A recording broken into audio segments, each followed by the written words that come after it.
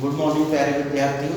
पिछले वीडियो में हमने प्रपोजिशनल फ्रेजेस के बारे में पढ़ा था। प्रपोजिशनल फ्रेज के बाद आज हम पढ़ते हैं एन एपोजिटिव फ्रेज के बारे में। एन एपोजिटिव फ्रेज के बारे में पढ़ने से पहले हमें ये जान लेना जरूरी है कि what is the word appositive mean, कि एपोजिटिव वर्ड का क्या आशय होता है। तो पहले ये समझ लें, एपोजिटिव का मीनिंग होता है मतलब जो नाउन के बाद या मतलब हमारी ग्रामर की भाषा में किसी चीज या सामान्य भाषा में बोलते किसी चीज के बगल में रखना, तो उस चीज को बोलते हैं एपोजिटिव। अब हमारे ग्रामर में एपोजिटिव फ्रेज का क्या मीनिंग है, तो ग्रामर में है जो an appositive phrase is a noun or phrase that renames a noun or pronoun placed after it। जो नाउन या प्रोनाउन जिसके बगल में उसको रखा गया उसको रीनेम करता है, एक और नाम देता है, इसको हम बोलते हैं एपोजिटिव फ्रेज। अब इसको बेहतरीन तरीके से हम उदाहरणों से समझेंगे। Let's see the examples. First, Hamlet. Hamlet the world famous play, विश्व प्रसिद्ध नाटक। Hamlet has been written by Shakespeare. Shakespeare जो है उनके जो फेमस प्ले हैमलेट, ये यहाँ पे लिखा हुआ, उसको रीनेम किया हुआ द वर्ल्ड फेमस प्ले। तो ये एपोजिटिव फ्रेज कहलाएगा क्योंकि हैमलेट को दूसरे तरीके से रीनेम किया है। और आप देख रहे होंगे कि हैमलेट के बाद कॉमा लगा है और यहाँ भी ये कॉमा लगा हुआ है। इसको ब्लैक कलर से कर देता हूँ, रेड में।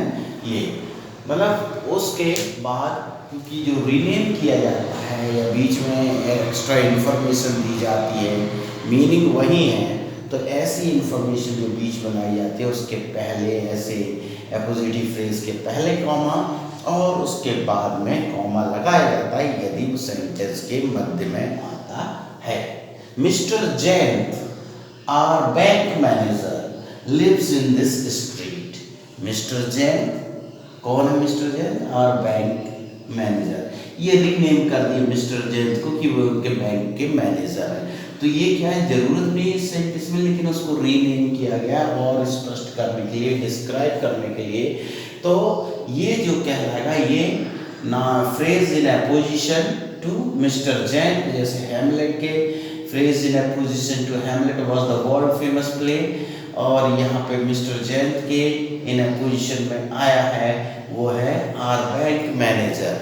ठीक है, तो ये बैंक मैनेजर भी क्या होगा, आर बैंक मैनेजर, ये एपोजिटिव फ्रेज कहलाएगा। This forest is reserved for cheetah, the fastest land running animal। तो this forest is reserved for cheetah, the fastest land running animal। यहाँ हम देख रहे हैं चीता लिखा हुआ है, चीता को रीनेम किया गया है। वो किस तरह से रीनेम किया गया है चीता को? The fastest land running animal, धरती पर सबसे तेज दौड़ने वाले जीव जंतु के रूप में इसको रीनेम किया गया है, जैसे हैमलेट और मिस्टर जैन को ऊपर रीनेम किया गया था। अब यहाँ फर्क ये है कि ये जो फ्रेज है ये सेंटेंस के मिडिल में नहीं, सेंटेंस के एंड में आया, तो यहाँ तो आपका कॉमा लगना ही है, और एंड पे एज पर ग्रामर रूल जो भी है फुल स्टॉप भी आता है, पीरियोडिक साइन जिसको पीरियोडिक साइन भी बोलते हैं, क्वेश्चन मार्क भी आता है और आपके एक्सक्लेमेशन साइन भी आते हैं। सामान्यतः ऐसी स्थितियों में पीरियोडिक साइन ही ज़्यादातर होता है, यानी फुल स्टॉप ही लगाया जाता है। तो अगर अंत में है तो हमें वही लगाना है।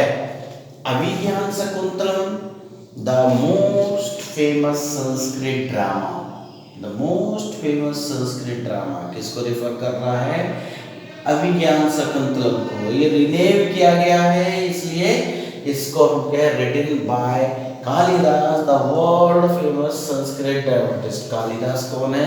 The world famous Sanskrit dramatist. तो ये लास्ट में आया, यहाँ पे हमने इसको फुल स्टॉप कर दिया है, यहाँ कॉमा लगा दिया है, यहाँ कॉमा लगा दिया है। इस तरह से हम देख रहे हैं इसमें दो एपोजिटिव फ्रेज हैं। इसके बाद नेक्स्ट हम देखते हैं first, an appositive phrase is placed after a noun or pronoun it renames. Appositive phrase क्या है? जिस नाउन या प्रोनाउन के बाद आता है उससे, जिस नाउन या प्रोनाउन को रीनेम करता है, पुनर्नामांकन करता है उसका, तो नामकरण करता है, उसके बाद आता है पहली बात। दूसरी बात यह है, a comma must be put before the appositive phrase and after if it is in the mid of the sentence. Comma क्या है? एपोजिटिव फ्रेज के पहले और बाद में लगाया जाता है इफ इट इज,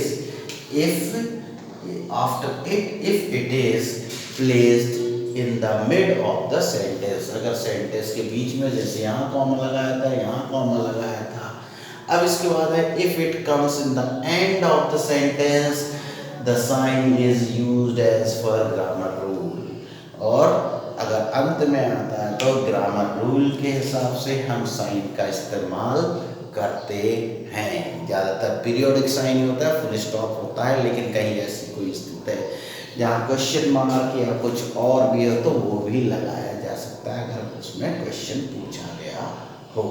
तो एपोजिशन का मतलब सिर्फ वर्ड मीनिंग ध्यान रखिए कि प्लेस्ड बिफोर, आफ्टर इट, और उसको रीनेम करता है सिर्फ हमको समझने में या उसकी कुछ खास बात को हाईलाइट करने के रूप में हम उस सेंटेंस के बीच में या अंत में कहीं जोड़ते हैं उसको, ये क्या है। लेकिन वो जिस नाउन को या प्रोनाउन को रीनेम कर रहा है उसी के बाद उसको इस्तेमाल करना है। तो उम्मीद है आपको एपोजिटिव फ्रेज समझ में आ गया होगा।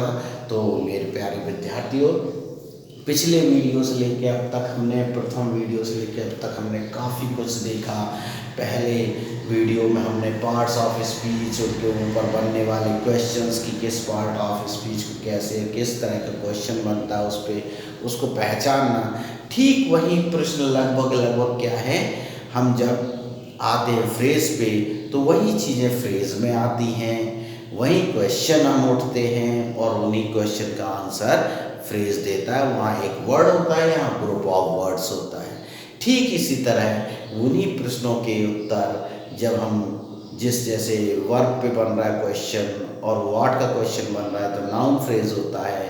तो अगर वो फ्रेज, अगर वर्ड है तो नाउन है, अगर फ्रेज है तो नाउन फ्रेज है, और अगर वो क्लॉज है वही व्हाट क्वेश्चन बनने पे पूरा क्लॉज आता है तो नाउन क्लॉज कहलाता है। लेकिन अब हम इसके बाद क्लॉज और सेंटेंस की चर्चा करने से पहले अब हम अगले वीडियो में अपने वर्ड, फ्रेज, क्लॉज और सेंटेंस जो भाषा की क्रमगत उत्पत्ति और विकास की सीढ़ियाँ हैं उनके बीच थोड़ा अंतर जानेंगे। उसके पश्चात हमें क्लॉज समझना बहुत आसान हो जाएगा, सेंटेंस समझना आसान हो जाएगा, सेंटेंस को कन्वर्ट करना आसान हो जाएगा। मिड सिंपल को कॉम्प्लेक्स, कॉम्प्लेक्स को सिंपल बनाना, कंपाउंड बनाने, ये सारी चीज़ें बहुत आसान हो जाएंगी। लेकिन यदि हमें ये बेसिक नॉलेज नहीं है तो ये सारी चीज़ें हमारे लिए इतनी आसान नहीं होंगी। तो मेरे प्यारे विद्यार्थियों, बस इंतज़ार कीजिए मेरे अगले वीडियो का, जिसमें मैं आप सभी लोगों को ये सारी बातें बहुत आसानी से हल करने का प्रयास करूँगा, उनके बीच अंतर करने का प्रयास करूँगा, ताकि आपके ये भाषा में लिखने के स्थान और ये सारी चीज़ें बहुत आसान हो जाए। Okay, have a nice day.